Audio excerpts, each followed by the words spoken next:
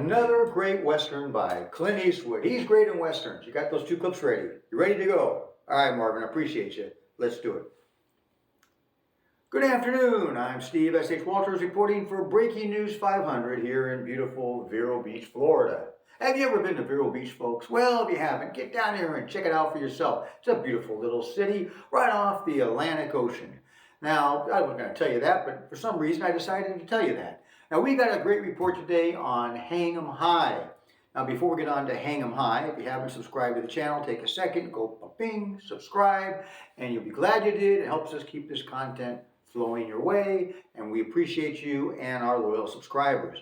Now, let's get on to Hang 'em High. Let's get serious. Hang 'em High, 1968 it was released, directed by Ted Post, starring Clint Eastwood, Pat Hingle, and Inger Stevens.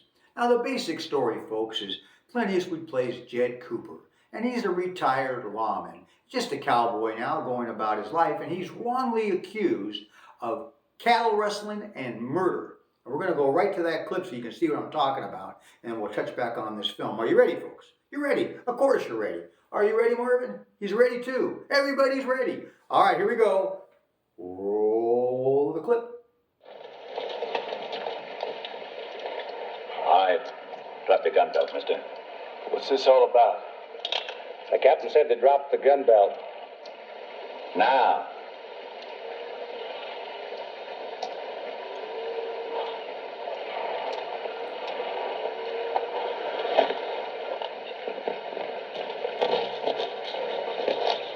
They're wearing the Johansson brand, all right, Captain Wilson. Well, whose else would they be? Where'd you get those cattle, mister? That's what that brand says. You got it from Johansson, eh? That's right. And you've got a bill of sale to prove it. Now, hold it. That's right. But maybe you'd like to look at the bill of sale. You say you got this from Johansson?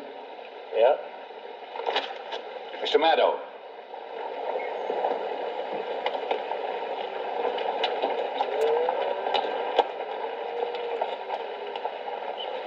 Mr. Maddow, is that Johansson's mark?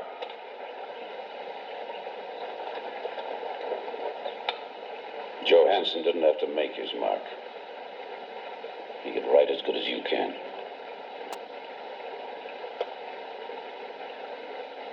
Hang him.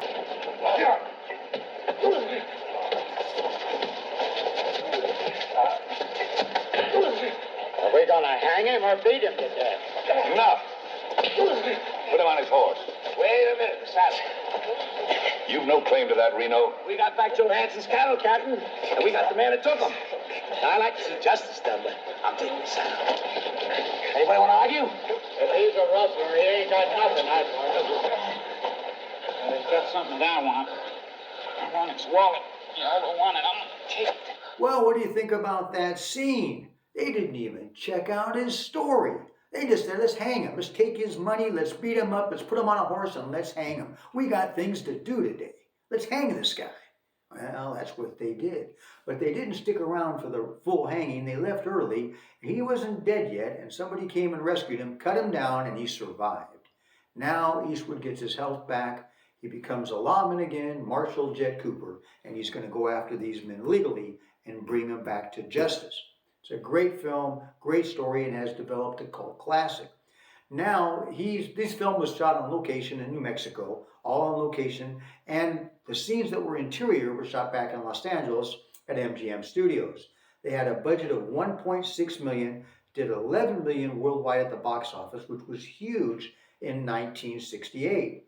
Eastwood got paid $400,000 for his part in this film and 25% of the net earnings. It made him a Western leading man and a bankable star. And he performed a lot of his own stunts in this film, which added to the realism, and he was the executive producer on this film, but uncredited. So he was a huge part of this film.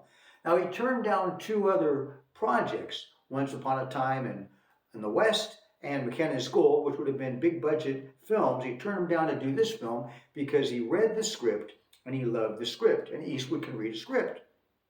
Now you're probably thinking, well, can everybody read a script? No.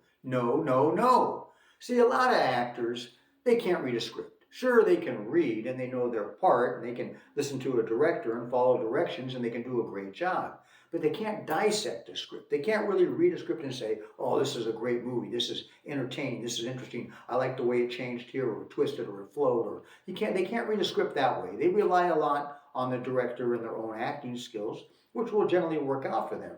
But Eastwood can dissect and read a script, so can I. And he read the script, fell in love with it, and said, I'm doing this project. And he committed to that project, and what a great Western film. And I think that's just great that he can do all that, and he can choose his projects and make good choices. That shows a lot of character on his part, to me anyway.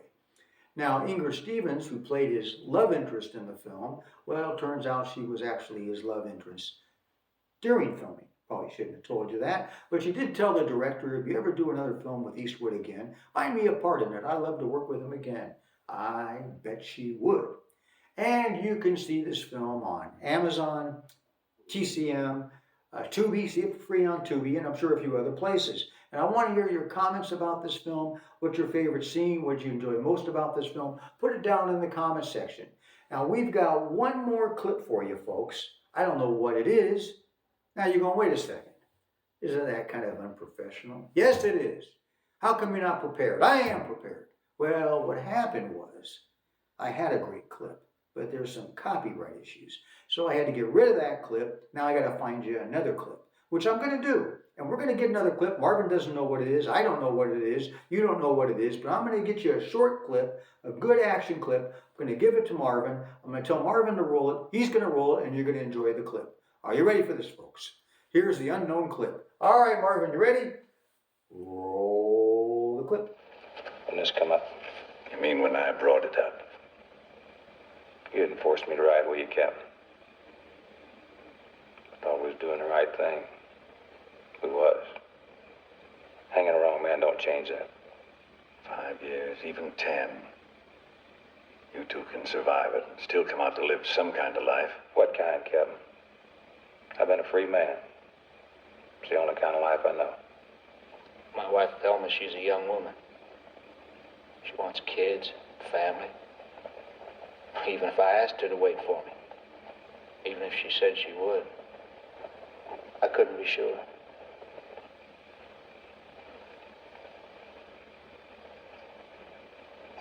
That's right, gentlemen.